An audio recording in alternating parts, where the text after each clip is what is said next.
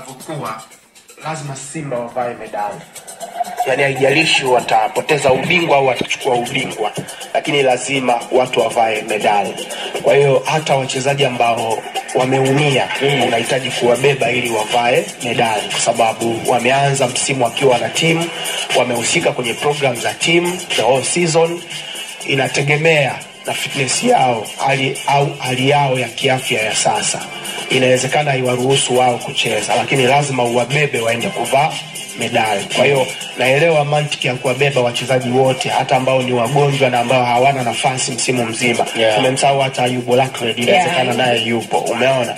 Kwa hiyo unahitaji kubeba full squad. Hapo sio lineup, full squad unahitaji kuibeba ili wawe ni sehemu ya historia ya medali, kwa sababu kazi hauchezi kwenye kikosi cha kwanza cha Simba. You never know, mwishoni mwa msimu unaweza ukaondoka, umeona. Sasa ukiondoka, ipo siku mtoto wako atakuuliza, baba ulicheza mpira, ulishinda nini? Unataka kumtolea medali ya kafu muoneshe, bana timu yangu ilifika finali mwaka 2025 nikiwa na Simba, hii hapa medali, umeona.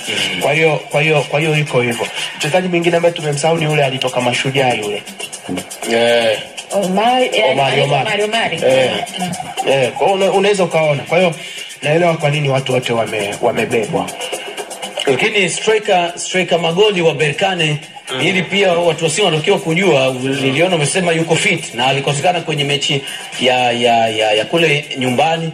Ama ndio unawatisha watu, sababu unajua sasa hivi ukiweka vile watu wanaona kama vipi, kama unawatisha wewe vipi. Ni striker kweli.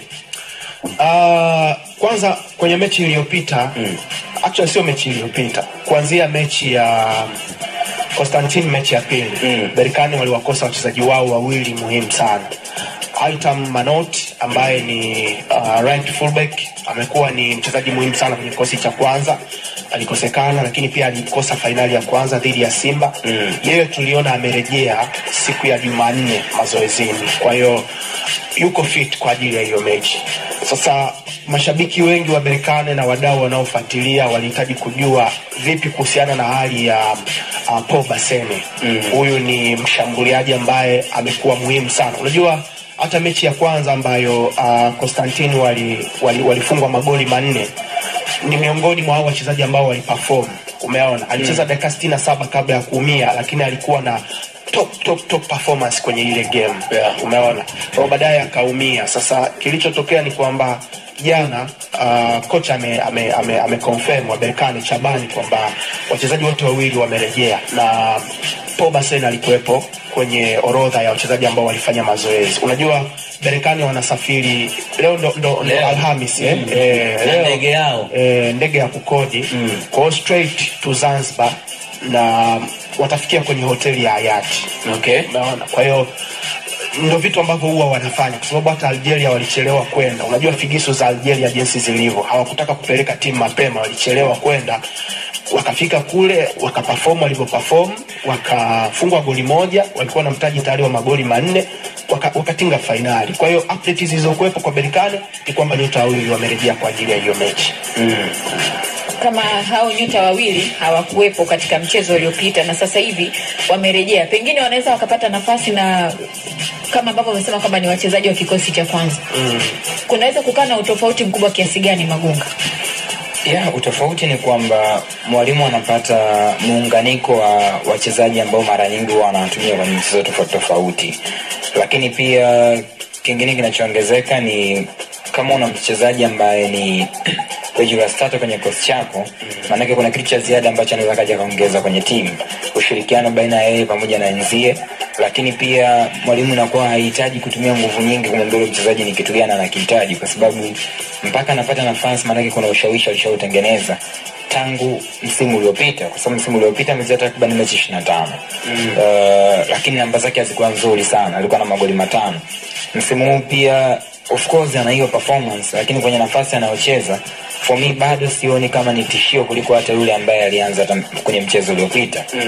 Namzungumzia Osama Lamloui, ambaye Osama Lamloui ndo mshambuliaji iko hivi, wanacheza hivi front three ya Berkane huwa na Labili huwa anatokea kushoto. Na juzi mwalimu tuliona anamtumia kulia kwa sababu Paul Basene hakuwepo. Kwa hiyo Basene ndo huwa anatokea kulia, then Osama anasimama center kama namba 9. Kwa hiyo Basene ni wide player na Labili ni wide, and then namba 10 wawili huwa ni Kyle na yule madevu nani na yule kwa katikati yule Kyle na Labili.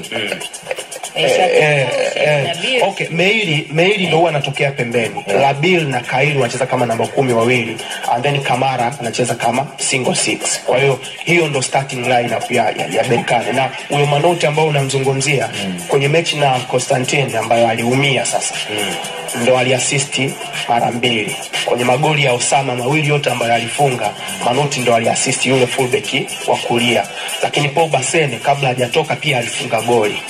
Kwa hiyo unaweza ukaona umuhimu wa wachezaji. Na mfano huyo Basene ninamzungumzia, ukiangalia ansi tofauti wa Basene pamoja na Labil, mara nyingi Basene anatumika kama second striker, yani ni namba kwenye system anaonekana kama namba 10 wa pili.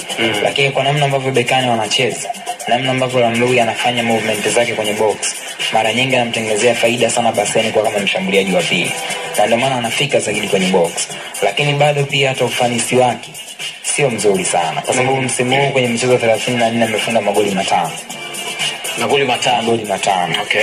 Yes, inafikana jukumu mama ni kutengeneza, lakini